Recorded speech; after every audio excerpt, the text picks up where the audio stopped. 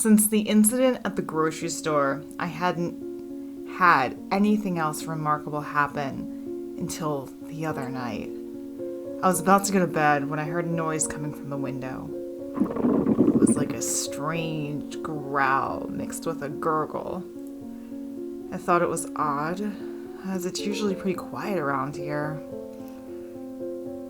The town rolls up early, as they say, and all but essentials shut down well before 10. It was past 11. Maybe it was like a drunk wandering up the road, but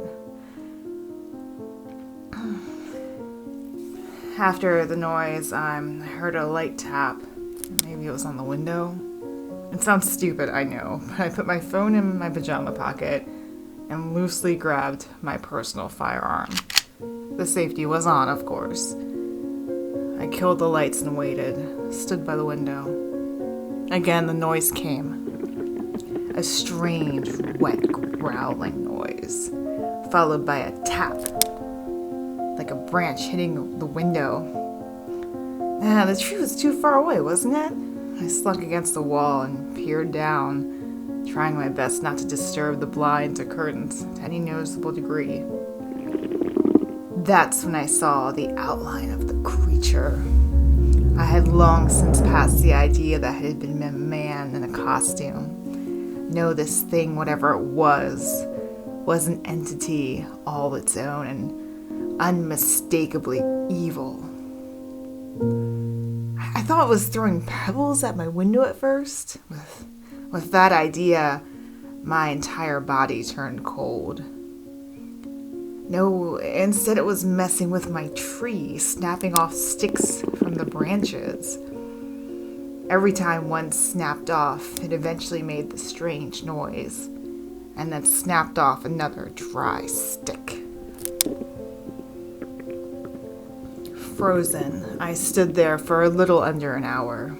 Then it walked off into the night, a huge pile of branches and twigs bundled under its arm, heading back towards town, back towards the houses and the people sleeping within them. I made a small note of the incident once I could breathe again. I thought I'd hear a report of another person taken or something else unexplained, but nothing came up.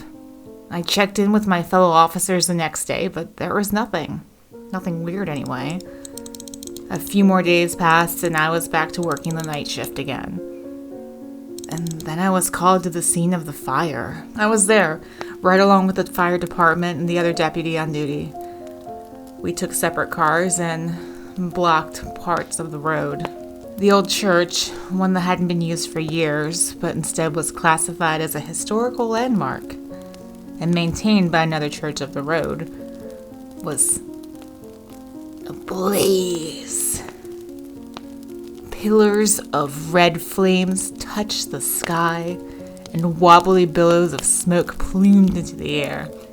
It was a massive fire for such a small building.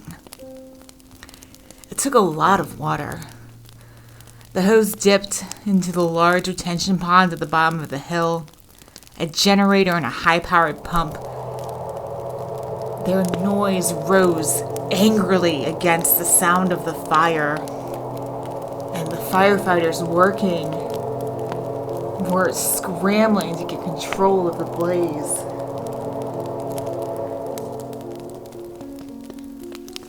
Then I heard that same gurgling growl, just as the fire was beginning to be put out completely.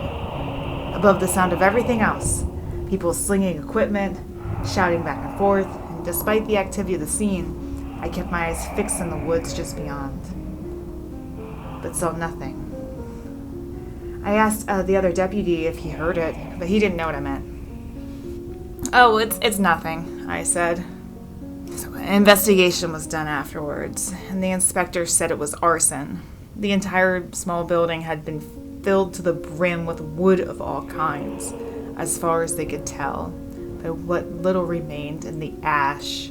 There was so much ash, way more ash than seemed normal or right. The report said it looked to have come from everything from buildings to trees. They kept the scene closed. People in the town talked about the church being rebuilt, but that would be a long time coming. No one was charged with the arson, though there appeared to be suspects, the usual bunch. I'm not sure, but they were all cleared one by one, and I wasn't sure if they were going to bring anyone else in. Despite my being there for the catastrophe itself, I was again kept out of the loop. Things got even weirder as before the week was up. The mounds of ash from the old church went missing too. I assume it was taken. The building was so full of it, so full of the ash. The most of the outer structure was gone. It seemed like so much. The mounds and mounds, they couldn't have just blown away in the wind or washed away in the rain. It hadn't even rained.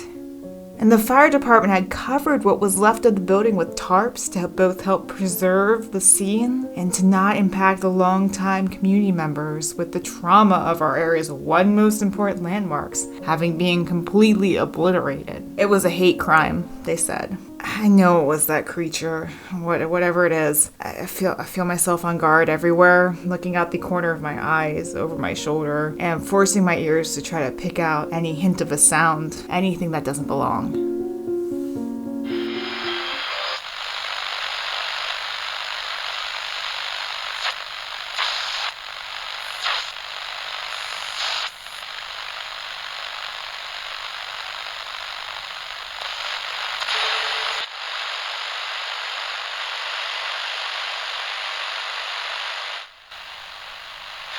Wilson, what gives? Brent stood and called after a friend as he sped off to the tree line. I stood up. Will! I shouted after him, but he ignored me also. Brent looked at me and I looked at him. Wilson had never shown so much energy. He wasn't what you called hyper or prone to running. Before that moment, I never saw him move faster than an amble. Do we go after him? I asked. Brent shrugged. He put down his beer, leaned forward in the wooden Adirondack chair, bringing his fist to his mouth. We hadn't seen much of Wilson lately, as his wife of 2 years had recently left him for their chiropractor. He invited us over for the first time in months and seemed fine, actually surprisingly fine.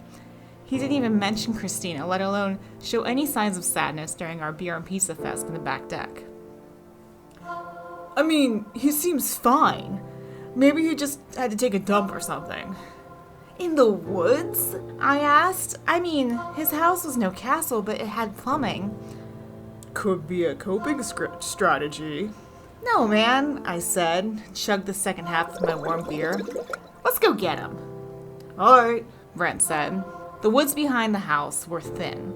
It was only a few acres or so before it opened up onto a farm on the other side. There was a trail that we walked on many times back when this was Wilson's uncle's house, as teenagers looking for a quiet place to smoke a little green. Brent pulled out his phone and turned on the flashlight. Night was looming. While the evening ended, it only brought on darkness. The woods were quiet. Wilson! I whispered. Are you effing with us right now? Yo, dude, Brent said. What if it's like some kind of psychotic break? Maybe we should call someone. He shined the beam of his flashlight across the trees before us. Leaves crunched under our sneakers, brown sticks, dirt, tree trunks, and bushes met the light. This is messed up. This is messed up. I whispered back, feeling the coldness of night riding on the breeze. The cold air gave me goosebumps, and the night sounds, bugs, birds, bats, and the rustling of brush did nothing to ease my growing discomfort. We wandered toward the other edge, forward another 15 or so minutes. Look, Brent whispered and grabbed my shoulder hard. He was freaking out somewhat too. Before us was a blue glow at the edge of the adjacent tree line, coming from the farmer's field. We approached cautiously, our feet slowing and our steps softened. From a good 5 or more feet in, we saw the source of the blue light, a large black rectangular box, like a shipping container, surrounded by the bright blue glow cast out from all of the edges. Wilson stood before it. His face was devoid of emotion, and his trucker hat set back and askew on his head. His pants looked stained, and his shirt was torn, probably just from running there. It was hard to tell. It looked like his lips were moving, like he was mouthing something straight into the glowing box. Brent shifted his weight and accidentally snapped a twig while regaining his footing. Wilson's head shot around, quicker than what seemed humanly possible. His mouth opened, and he gave us an unsettling, gaping smile. While still facing us head only, he again moved hyper quick. Instead of at us, it was forward towards where his body still faced. He launched straight into the glowing box. It looked as if he would just hit the thing, side of head first. But instead, he passed through the dark void. As the bottom of his shoes crossed the barrier, a loud snap crack like thunder erupted from the field. Within the sound was a flash of hot blue, bright light that burned when it touched us, and the box and Wilson were completely gone. Brent and I stumbled back to the house, confused, burned, and dazed. We ended up at the emergency room with what the nurse called chemical burns all over our bodies. We didn't talk about what happened. While still getting the most excruciating parts of our treatments, the police questioned us separately about Wilson's whereabouts. He obviously hadn't been to work. He hadn't been seen since that night. Our chemical burns made it look like we did something to him and got hurt trying to cover it up. The police team, they came down heavy. But with no evidence, eventually there's nothing they could charge us with. So, with mostly healed wounds, we were both free and able to be sent home. I got a call a few months after I got out of the hospital. Brett and I hadn't talked since being discharged. We had silently agreed not to tell anyone else the story of what really happened that night, and had felt the strain of our nearly lifelong friendship from the loss of our friend, the trauma of the injury, and the stress from the interrogations. I nearly let his call go to voicemail, but I picked it up instead. "Hey," I said. "Hey," he answered. I feared he'd want to talk about it. It wasn't like him, but we'd been through so much, maybe that had changed him. The line was silent for a long minute. He cleared his throat. "Okay, dude. So, you're gonna hear this really soon, but you know my wife's cousin, Tito, is deputy with the sheriff's office? Well, he just got off the phone with me, and one of his cop buddies was sent out to Wilson's place tonight due to a complaint from neighbors who said they heard screaming from inside the house." "Wait, what?" I asked, my voice cracked, something I hadn't done since I was 13. He continued. "Yeah, that's not the weirdest thing.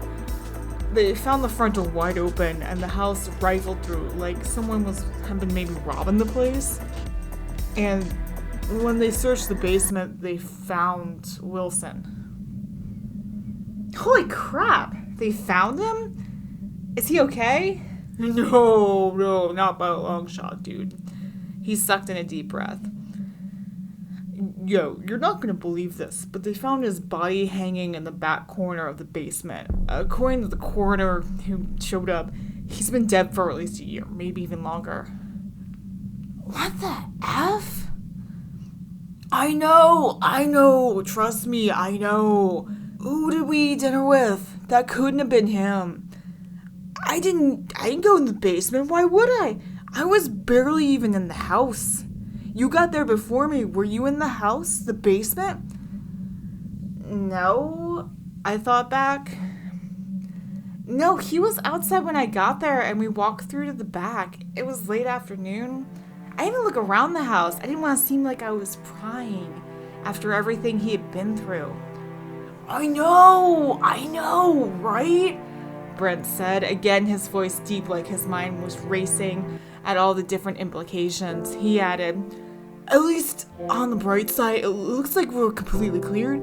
At least that's what Tito told me. It'll be the most likely scenario anyway." "Yeah," I said. "Hey, my girlfriend's gonna be off work soon. You guys wanna come over this weekend? I feel like we should protect ourselves, our families, and come up with a plan or something." "Yeah," he said. "We gotta stick together. I don't know what good it'll do, but we might as well." We hung up soon after. I checked my doors were locked and put on the game. My phone buzzed and I expected it to be my girl, and she's on her way. I looked down and saw the number I didn't recognize had sent a text. "Hey, we should get together this weekend," it read. I put down the phone and went back to my game. It buzzed again. This time it was from another number I didn't recognize. "Hey, we should come up with a plan," it said. I turned the phone over. I didn't sleep that night, or many of the nights after.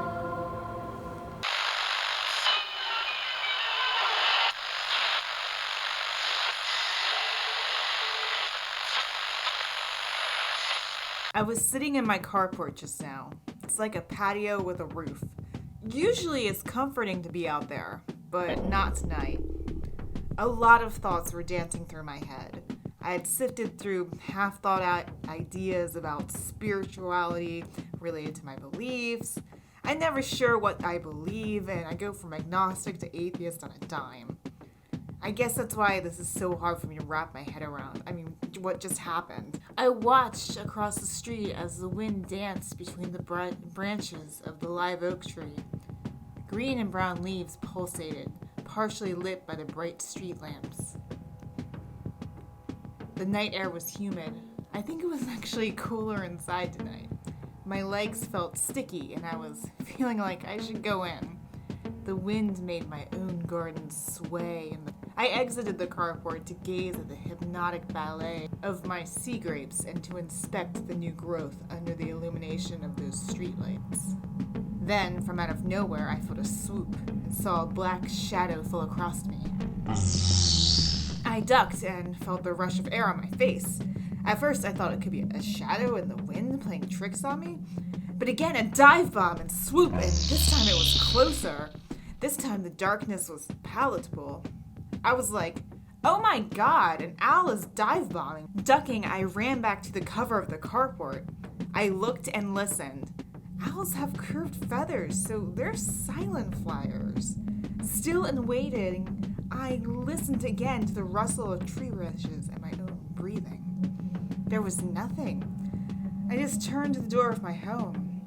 Then I heard a small noise. It was like a buzz. It's like something out there just tooted. I turned back towards my garden, and staring back at me was this shimmering monster. It was the largest June bug I've ever seen. The bug was the size of 2 bowling balls stuck back to back. It just floated there, barely visible from the light of the window, only illuminated at its edges, hovering up and down slightly and staring right at me. Honestly, it looked too heavy to be flying at all. I didn't give it the chance to decide what's next. I ran my butt into that house faster than a hag on wheels. Now I'm over here trying to figure out what I just saw. I think it could have been some kind of stress-induced hallucination. Maybe it was just a shadow. All I know is that my doors are locked and I'm not going back outside until the sun's up tomorrow. It couldn't have been real. So what could it have been? I'm both skeeved out and freaked out. I hope that it doesn't somehow get inside. I hope that it doesn't have any similar-sized friends.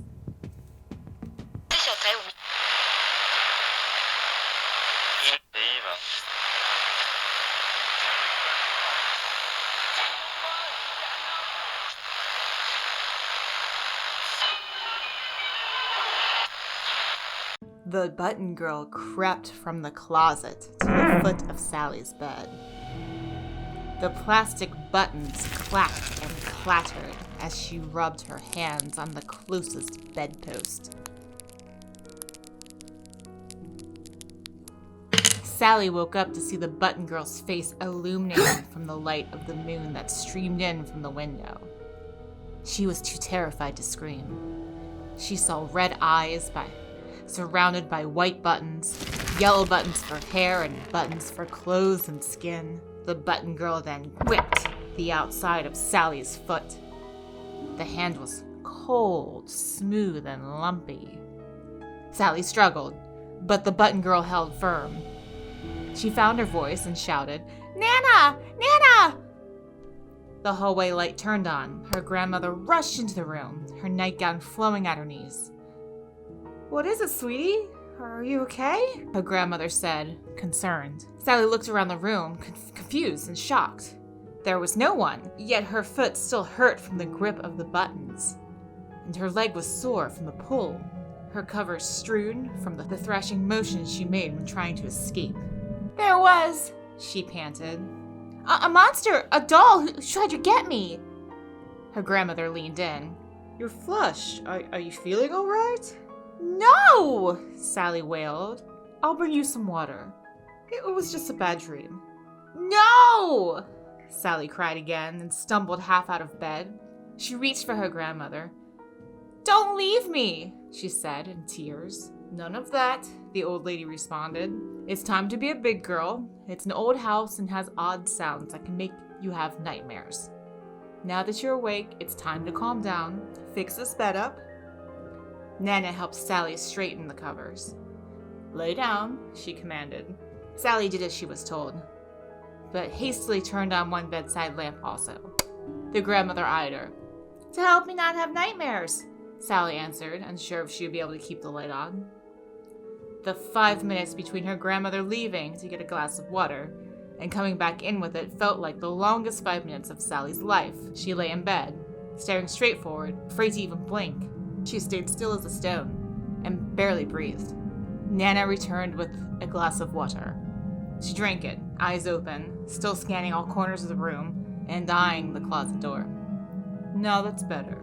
Call me if you need me again," Nana said. "Good night." When she exited this time, Nana hit the switch by the bedroom door. The side lamp flickered off, shrouding Sally in darkness once again. Sally stiffened and made an involuntary peep. She felt everything go cold and clammy. She held her breath, then jumped out of bed and lunged towards the switch. She didn't make it. She fell, tripping on the floor beneath her.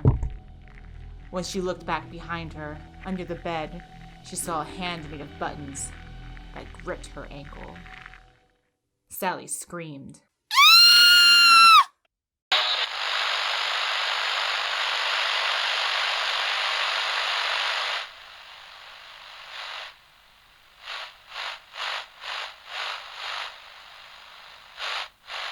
I came home from work today, exhausted as usual. People don't realize just how much working at a bank can take out of you. I'm consumed by thoughts of how to get ahead, climb the ladder, and get all these other bozos to like me. And on top of office politics, I have to do my job. I never really saw myself as bank material. When I graduated with my degree in economics, I saw myself going into some big Fortune 500 company and just blowing their socks off with my knowledge. I saw myself revolutionizing the industry and making a killing while doing it. Now that's gonna happen now, I guess. My young daughter was watching Star Trek on TV when I came home. She's a strange one, that one. Do it. I would say she's not even mine, for how weird she acts, but she looks just like me, the poor thing. Her mother moved about the kitchen, probably burning the crap out of another pot roast or cooking some pre-made meal in the oven, again burning the outside while the meal stays barely thawed and cold. You'd think she'd never saw an oven before we met, let alone a full kitchen. She eats horrifically. I lay on the sofa. I was drifting in and out of sleep. When I moved my head to readjust, that's when I felt a sharp, shooting pain in my skull. I sucked in a breath and cringed. I felt my eyebrows furrow, and I was immobilized with the pain. Awake fully, I brought my hand to my forehead and waited for it to subside. It didn't. "Reuben, dinner!" the hell banshee called. "Just a sec," I shouted back, sounding more forceful than I wanted to. She strode to the living room. I heard her heavy, angry steps. "What is it? Are you okay?" she asked. "No, I'm in immense pain," I replied. "Faker," she said slightly under her breath in a deep, salty tone. "I'm not faking it. It hurts really bad." "It's probably just your inner ear," she responded. Then she bent forward and clasped her hands around my face. "Get off," I said. She didn't relent. Instead, she moved my head around, side to side and up and down. The motion was gentler than I expected or had experienced from her before. Maybe motherhood had made her soft. Finally, I felt a strange relief and something warm and hard inside my ear. "Okay, it's better," I said. She stopped, and I sat up. Down on the sofa, Just next to the pillow was a small pebble. "What the?" "Was that in your ear?" she asked. I guess it was. "Don't put stuff like that in your ear and your head won't hurt." "I didn't put it in there," I answered. We ate a terrible dinner that night and the rest of the week. Every night at least one small stone came out of my ear. I tried to think, was someone messing with me at work? Was it my horrible wife messing with me when I got home? Did my daughter creep up on me when I wasn't looking and stick something in there when I was asleep? No, it couldn't be. It wasn't always happening when I was asleep anymore. Finally, I guess a rock too big somehow got lodged in there. I'm at the hospital now, and according to an x-ray, the tremendous pain I'm in is due to a rock bigger than my thumb that's somehow lodged in my escutcheon tube. The doctors are baffled. They're gonna take it out. They scan the rest of my head to see what could be making these rocks appear. The doctors have been very skeptical of my story. At first they thought it could have been just wax. Well, they were skeptical until they scanned my brain. It's full of rocks. Lodged next to my brain are pebbles and stones, and some are as large as saucers. They say there's very little brain in there at all, which is just baffles my stone-filled mind. What am I supposed to do with that? And also, how are we going to afford these hospital bills? Worse yet, they did another scan today before the surgery to remove the one giving me the tremendous pain, despite the morphine drip and sedatives. And the surgery was pushed back. Why, you ask? Because it looks like I have more rocks in there than yesterday. At this rate, I'll have no brain left, just a head full of rocks. Apparently, this new disease is unlike anyone has ever seen before. They think it must be tumors. The one doctor told me he can't understand why I'm still alive or responsive. Thanks, Doc. Great manner you have there. I showed them all the pebbles I collected over the week. They're adamant this can't be the same as what's in my head. I know it is, though. I've always felt like I've had rocks in my head.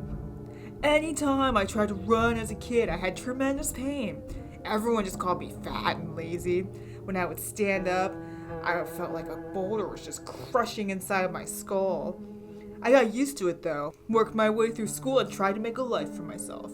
Things were hard, but it never hurt like this before. And before this, nothing came out. I wonder how much longer I'll live. I wonder if I'll see my next birthday. I wonder if they'll have a name for this disease, if they'll name it after me, or one of these pompous doctors instead. Nah, I think I'll live through this just fine. They're only trying to scare me after all. I'll live through it, and I'll finally get everything I outright deserve.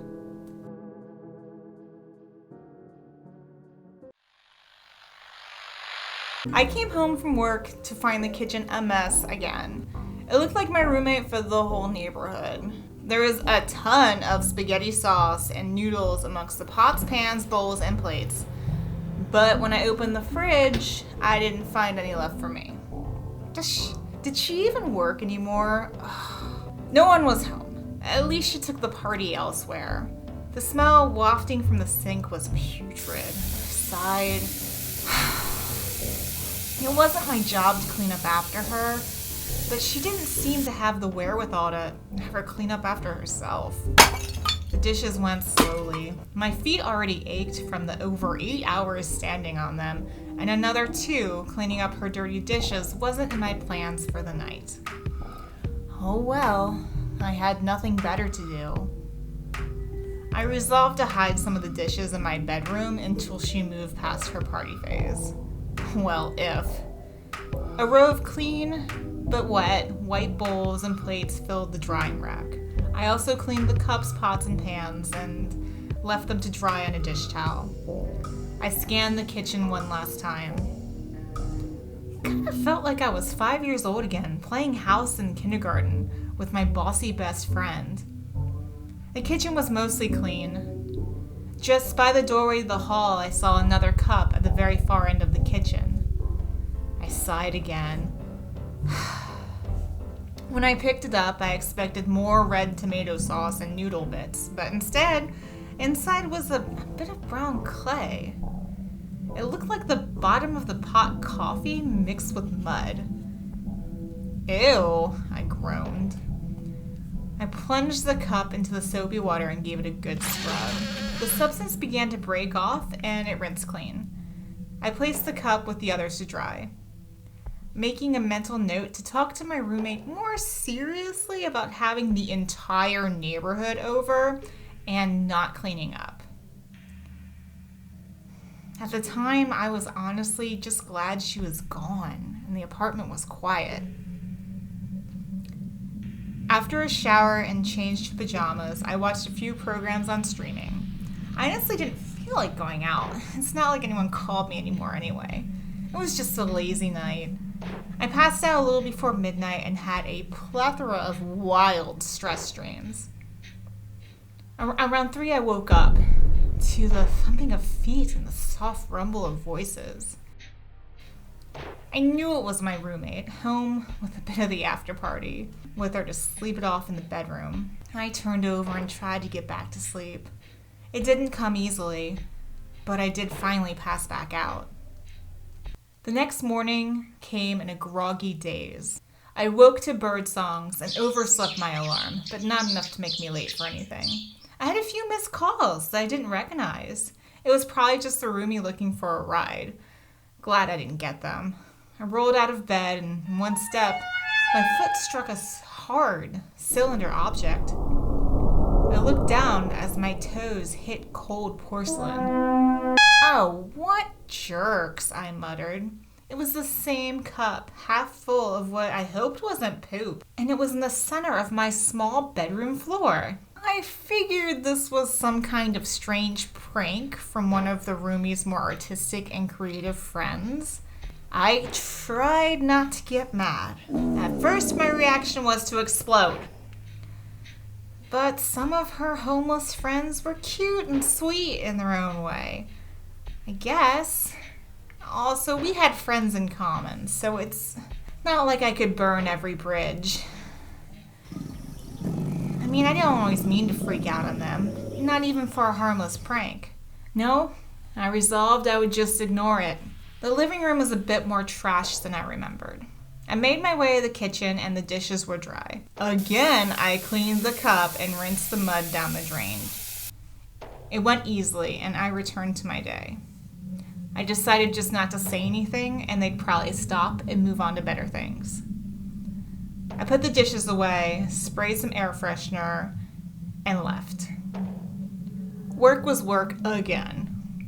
And despite my best efforts, I remained in a crummy mood all day. I guess I was a little jealous of my free-spirited, popular roommate. Even if she didn't make the best choices, at least she wasn't tied to bills and taking care of herself like I was. That night, I came home to another empty house. Unlike the night before, I was exhausted. Rest was one of those things that I needed, and this new roommate and her antics were making things worse and worse. Also, that same day, this rude customer had really gotten under my skin, and I just wanted a tall glass of water and a good night's rest. In the kitchen, I saw it as soon as I walked in. The white mug sat in the exact center of the counter, the only object out from the cabinets. For a fact, I know I washed, dried, and put that mug back twice now in the cabinet. The door to the cabinet opened easily, and I confirmed, yes, that was the same mug. No, we didn't have multiples. I inched closer. I looked inside that mug, and it was again full of brown, smooth mud. But unlike the night before and this morning, it had some white speckles inside. I said. I pulled out my phone and selected Chloe's number. Hey, I texted. Are you growing something in this mug? And then I sent her a picture. Then I posted it to my story with a question mark and asked for suggestions. I decided to leave it alone and deal with it another day. I looked in the living room on my way to the bedroom, and though it was still a mess, it was slightly less of a mess than I thought I saw in the morning. Oh good, a win. Before passing out into stress-dream sleep, I checked my messages. Chloe had written back, "Heh, what's that?" I responded, "This mug, I keep finding it with dirt in it. I thought you were growing something or messing with me." "Not me," was her response. Try not to wake up the neighborhood when you come home tonight, I said, feeling a little mommish. I am home, she sent back. You're here? I yelled towards our adjoining bedroom wall.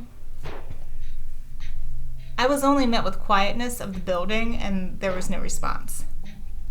I texted back, "Okay, have a good night," not wanting to get into it. She was probably high and didn't know where she was, or just drunk and messing with me.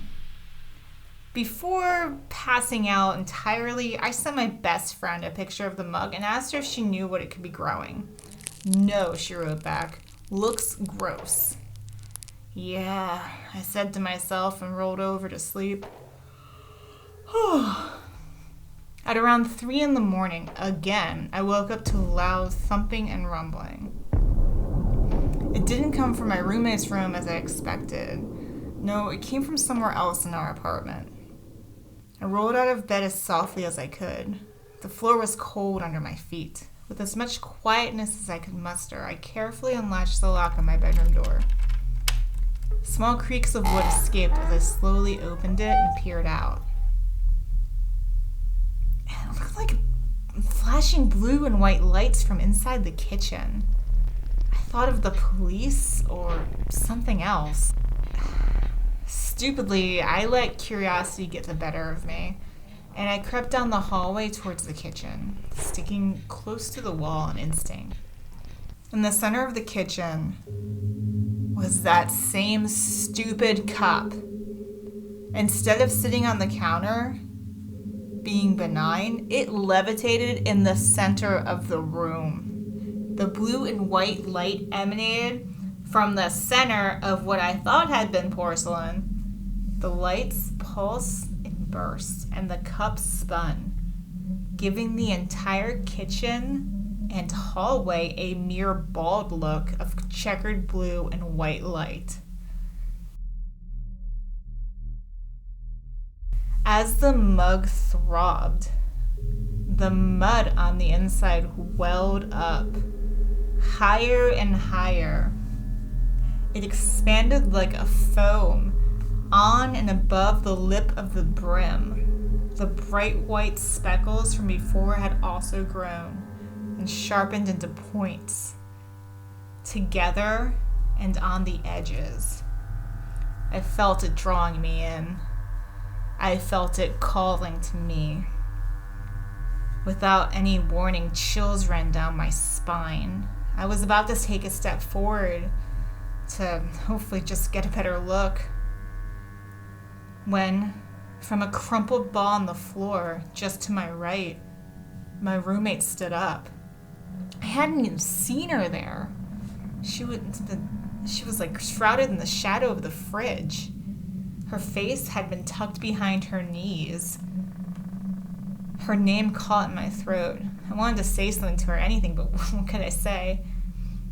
I just gasped. With each step she took towards the floating cup, it shook and spun faster, vibrating energy. She walked in tiny little steps. Her hand reached towards it. Everything seemed to happen in slow motion, and I know that's a super duper cliche thing to say, but that's exactly how it went. The instant her hands reached the mug, the instant, like just her tippy tip of her little fingers grazed the very edge of the cup, the mud exploded towards the ceiling. But instead of spewing apart like normal mud, it kept itself in one amoeba-esque throbbing piece. The large brown form expanded to each side of the small apartment kitchen, with a slit down the center, a wide horizontal split that formed with the slowness of a predator that had just lured in its prey. And like some kind of crazy-looking fish, it opened its gargantuan mouth as the cup continued to spin and flash beneath it. Chloe hadn't even seen the giant mud creature, its enormous mouth, or anything except the bright flashing of the spinning cup. "Chloe!" I shouted, finally able to get my voice back. But she didn't or couldn't hear me. "Chloe!" I pleaded. "Stop! Get out of there!" But before the word "there" completely escaped my lips, it was too late. The mud creature's mouth opened wide and rushed down over top of Chloe's entire petite body. It just engulfed her completely before my eyes. In a panic, I returned to my bedroom. I locked the door, and I pushed my dresser in front of the door, like a barricade. More thumping and rumpling came from the back of the apartment. I thought I saw more flashing lights, but I just ignored them. Then, what I was not expecting... "Cynthia," I heard Chloe's voice say in an eerie timbre, just from the outside of the bedroom door. Very few lights danced from beneath the crack under the door, under the dresser. I didn't answer. Fear tears streamed down my face. I shoved a pillow and a towel under the dresser to hide the bright lights from entering the room. More rumbles followed, and accompanied by Chloe's doll-like voice humming and singing, "Oh, Cynthia, oh." There was nothing I could do. I stayed there, pressed up against the dresser, and pressed it into the door. I held on my other pillow, and I looked across towards the windows on the other side. For as many hours as I could remember, I sat like that until I heard nothing. Even with nothing, I didn't dare to move. The sun rose, filling the bedroom with natural light. After hours and hours, I finally felt like I had some sort of grip on reality again, and I just kept the dresser in place, but I grabbed some clothes, my laptop, phone, and, only the most important things. It ended up being several bags worth, but I could carry them all at once. When I did move the dresser, I peered into the hallway. I saw nothing but ordinary, just what it always had looked like. The kitchen looked the same as before, now that I could see much into it from where my bedroom door was. The hall was empty. The living room was still the same level of trashed, so I could tell. To my left, I saw the front door that led to the stairs to the outside. Unlike the night before when I came home, it was completely open. As quietly as I could, I made my escape. I took all of my bags down in one trip, and I didn't return for anything else. I almost looked in my roommate's room on the way to the door, but I just looked down instead for fear of seeing a cup in the center or something way worse. I called into work and I moved. I just moved. It's not like it wasn't something I hadn't been planning for a while, but I had friends in a larger city, and I was done. I was done with random crazy roommates and every awful thing they brought with them.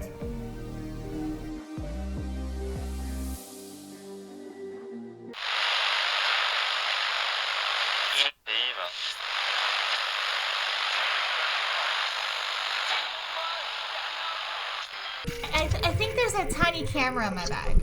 It's transmitting my every action to someone else, and they're sending people to follow me. I know how crazy that sounds. Just writing it out, it sounds absolutely, positively loony bonkers. Everything was fine, absolutely fine. Then on Thursday, I was laid off from my job on a Thursday. Not a Friday, no, a Thursday. I think that means something. I can't believe they got rid of my position and didn't keep me. I was an associate manager. I was climbing the ranks. I was beloved and adored. I never called in. I never even missed a day. But goodbye, see you later, and good night. Ever since that day, I've had the weirdest feeling, like someone is watching me no matter what I do. It was like the stage lights turned on somewhere, and everyone was wondering what I'd do next. But before any of this, I didn't even know there was a stage. I hadn't been clued into their expectations. And they're sending people, strange people, with messages. For example, without warning, this man came up to me in the park, told me he liked my bag, and winked. He winked. Who even winks anymore? What am I supposed to do with that? I mean, I hate to part with the bag, but here we are again with another bucket of worldly conundrums. The worst is at night. The scratching is getting worse. At first I just scratched a little, but now I wake up and I'm covered in bruises and deep, long, dragging scratches. I don't know what's doing it. I thought maybe I could get a cat and the cat could scratch whatever was scratching me. Some of the wounds have brown flecks in them, like rust, like someone's been dragging rusty nails all over my arms, legs, hands, and face. I look like I'm constantly covered in lines, like I've been fighting a screwdriver. I really thought it was me. Maybe some kind of night allergy. But now, I'm not so sure. I look at the walls of my apartment and they don't look like my walls anymore. My area manager who fired me, he was once so nice and calm. When he rid the company of me, he was cold, stale, rigid, and metallic. Maybe it wasn't actually him. Maybe they replaced him. What am I supposed to do now? What more can I do? I guess I'm gonna get rid of my bag. I wonder what will they do next? Send someone or something worse to follow me? Maybe I shouldn't go home tonight. Maybe I should sleep in the woods behind my building. Maybe I could watch the windows from my front seat of the car. Maybe it's just all in my head.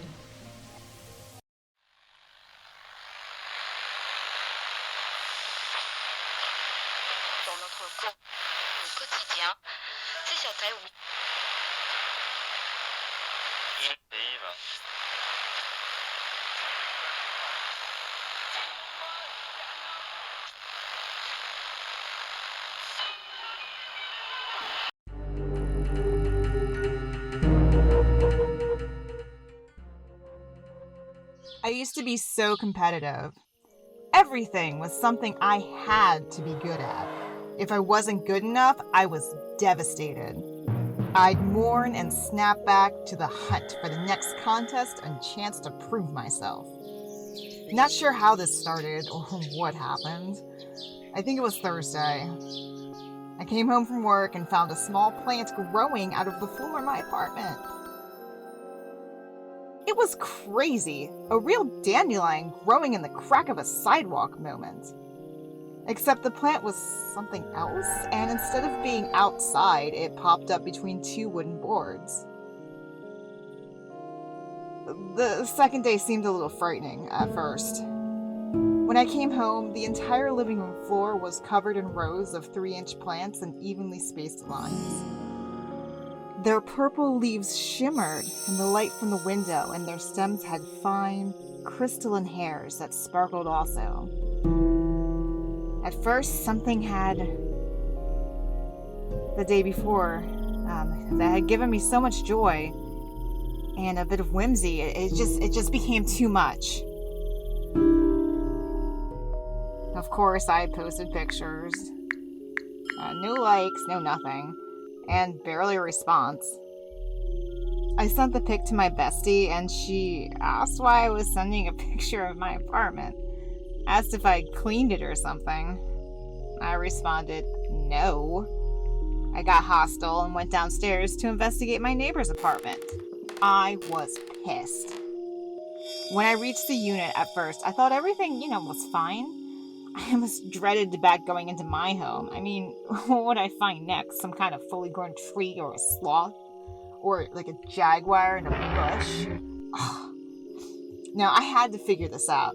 I knocked. No, I banged on the door. And that's when it eased open. Hello? I called. The forest before me made me do a triple check. The entire entryway and rooms looked like they'd been completely reclaimed by nature. I backed out slowly. I had to see something, so next I checked the floor below the two of us. And this time I didn't have to knock because the door was just missing. I walked into the unit directly below both of our units and found gargantuan tree trunks, shrubs, flowers, leaves, and what sounded like birds in a humid mist. It looked like the freaking Rainforest Cafe just threw up all over the place, except the only caveat was everything in there appeared to be real. Oh my god. So I turned to leave, wondering how in the world all my other downstairs neighbors just happened to miss this. And that's when I saw this little purpley gray little fuzzy spider on my arm. I didn't even feel him fall down there. And I thought it was really cute. So I go to put the spider on a leaf, but before I can do that, he bites me. Ever since then, I've just been watching everything grow around me and reflected on who I was and who I used to be. You know, I did make it back to my unit. You know, the second half of the stairs was hard. The world was spinning. I was dizzy, and for the first time in like over 20 years, I feel incredible. And while I can still move just enough to type all of this out, just barely, my skin's turning rough. My legs, they're already rooted to my favorite spot in the apartment, no less. I feel connected, like I'm one and touching all. Long white tendrils with spiked hairs flow from where my feet used to be and disappear through the boards below. Before I leave completely, I just want to say that I'm sorry. I really should have relaxed about everything a whole lot sooner. And come on over, doors open. Be more cloud in the southeast where it will be breezier. After a chilly start, it will be mostly dry on Thursday with some sunny spells. However, it may be rather cloudy in the southeast.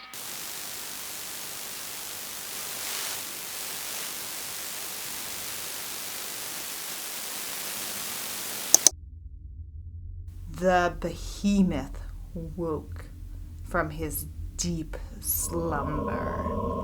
He swam through the vacuum of space like a giant, infinitely black whale.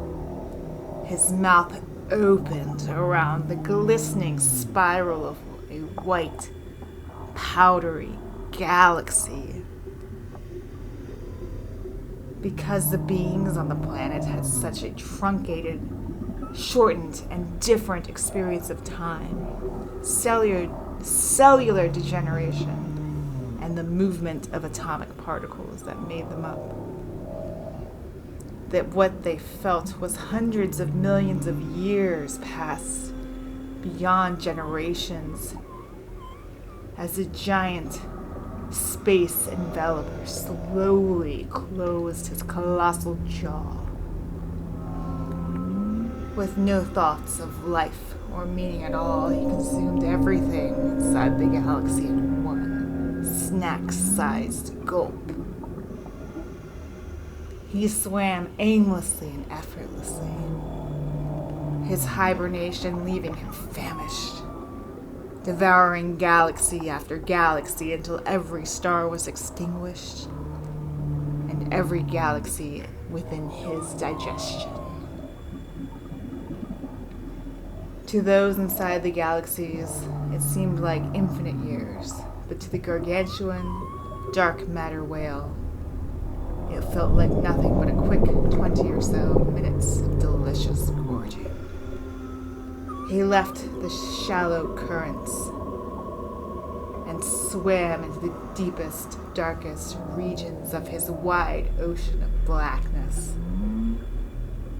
He met with the rest of the newly awakened pod.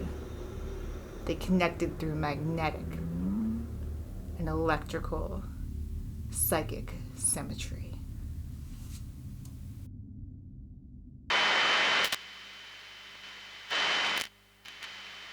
Patchy rain will arrive in the north later in the day. On FM, on longwave, on digital radio and online, this is BBC Radio 4. I never did that Bloody Mary game when I was a kid. I was too scared. I was super gullible and I didn't learn.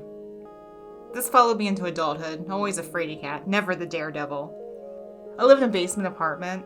I own the property. Well, technically I'm still buying it from the bank, but having 2 rental units makes my mortgage payments and then some. The upstairs is nice, like middle class nice, with everything redone. It has new carpet, tile floor, and nice countertops. The top floor is huge. And when I bought the place, I originally saw myself there. The basement is finished. It has its own entry, separate from the other 2, which enter through a small shared lobby. As much as I tolerate my tenants, an older gentleman who has several lady friends and feeds the stray cats, and a group of 3 moderately responsible college kids whose parents pay their rent on the uppermost floor, it's nice to have my own way in and out, even if it is right beside their doorway. The basement is small, having 1 large room and a bathroom. I can see my bed from the couch. I can see my kitchen from everywhere. The stairs are old, wooden, and part of the original house. The rest was finished sometime during this decade, despite the 1970s feel of the shag carpet. I keep the windows unblocked and try to let in as much light as I can, but most of the time I feel like I live in a dungeon. Well, the legs started showing up around the time I lost my job. I didn't really lose it. I just stopped going. They fired me and I got unemployment. My laziness started before this, and things snowballed from there. I had enough in an account to cover most of the emergency repairs, and the difference in monthly bills and the mortgage was enough to live off of, if I lived cheaply. I thought about using this time to find what I really wanted to do. Instead, I used the free time to revert to a nocturnal schedule, eat junk food, and procrastinate employment. I've never been so long without a job. I mean, not since before I was 15. And beginning to consider full-time landlording it. I've become a bit of a slob lately, and I thought if I managed several properties, I could pay them all off, be rich, and live the high life. Or it could, I could work out something like that. So during the early morning hours, well after midnight, I fell asleep on the sofa watching a movie. I woke up a little after to change positions or move to bed. The remote fell on the floor when I turned over. I flipped back over to fetch it, and that's when I saw them. 2 legs, nicely shaved in low pumps, and probably wearing pantyhose, stood on my 4th step down from the entryway. I froze. It looked like a woman was just standing there. I said, "Hello?" But she didn't move or speak. I sat up fully, and again, she didn't move. It freaked me out. Was it an intruder? Could it be one of my college-age tenants? I was too scared to move, so I sat there, concerned. I remembered my door. It was heavy. It didn't open without a loud, high-pitched creak that would wake anyone up. It also had about 4 locks on it. A deadbolt, chain, a knob, and a swinging bar lock. No way. I stared at the legs, but they didn't move. Transfixed as I was, a loud commercial came on the TV and stole my attention for just a moment. When I looked back up, the legs were gone. That almost freaked me out more. I stayed quite still and waited for a long time. The sun rose only an hour or so later, and the earliest beams of sunlight drifted in my very high up windows. Eventually, I got up, tidied up, looked over my shoulder at the staircase as often as I could, but eventually went to bed. I chalked up the incidents to kind of like a sleep paralysis incident where I could move my body but was still hallucinating. Fine, right? Nope. A few nights later, I sat on the sofa this time, perusing the internet, looking for my next investment property. I was a little stressed from family problems. I was half-heartedly looking at houses out of state when I saw a flash from the corner of my eye. I looked up at my stairwell. Again, someone was standing on my 4th step. I couldn't see any faces or bodies other than legs of this individual. So when you first enter my unit, there's a partial wall that blocks the staircase. It's part of the house that dips down into the basement. It's like a large rectangular cube that just juts downward. When I or anyone else walk into my living area, one can only see a limited view of the floor until clearing the first half of the stairs and passing that dip down part. I don't know exactly what it is. I just always assumed it was because the stairs to the 3rd floor are directly above these stairs. Or I guess it would be 2nd floor. Well, anyway, it feels like the 3rd floor since it's 2 floors above me. So unlike the first person, the first set of legs that these belong to like clearly a man. They were big, thick calves covered in curly black hair. He wore some kind of black work boots, or maybe they were like motorcycle boots. I said nothing. I thought, okay, I'm losing my mind. It's time to get a job. I waited for the legs to go away. They stayed a long time. It felt like a lot longer than the first set. I looked away more than once, and each time jumped a bit when they were still there. They never moved. No weight was shifted, no toes tapped. Nothing. I felt threatened. Like someone was threatening me in my own home. Like I felt this kind of weird darkness all around me, like at the corner of my eyes. Eventually, these two left. No pun intended. I looked away again, and finally, when I looked back up from the screen of my laptop, they had vanished. All this time, I thought I'd be okay, one way or another. I would figure this out, right? I don't have gas, but I thought maybe since I was living, like, kind of underground, I had a methane leak. I ordered a carbon monoxide detector. Most ghosts are just carbon monoxide poisoning, right? That's what I thought. Everything went on normally. So more visits came, and I amped up my plans. My plans to do what? I'm not sure I had a good plan. At first I thought I was just stressed because I felt like I needed a job and my family was awful. And so I got a part-time job doing transcription on site. Did you know that was still done by humans in some places? I didn't. The pay was good and the hours stopped at 25 per week. I thought, yeah, I'm getting out of the house.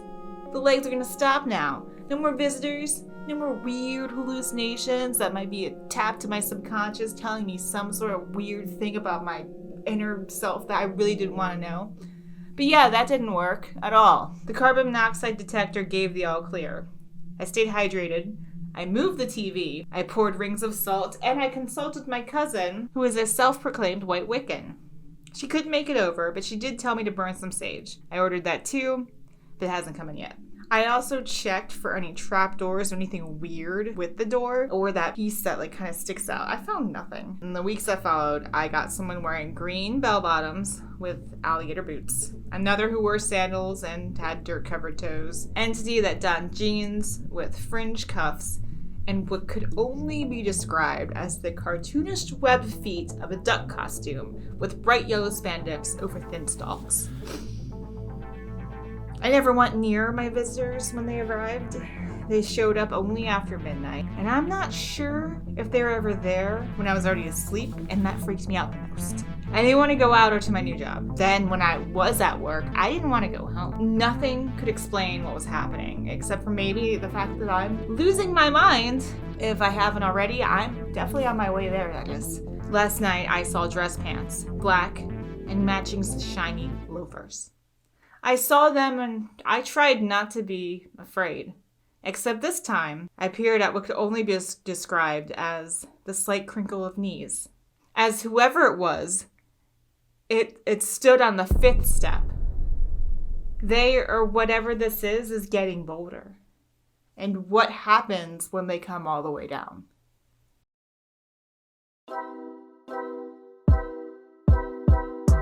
Hello friends, I'm Sunny Lancaster. I'm a writer and a narrator. If you like this video, please let me know in the comments. Also, if you want to hear more scary stories, please subscribe.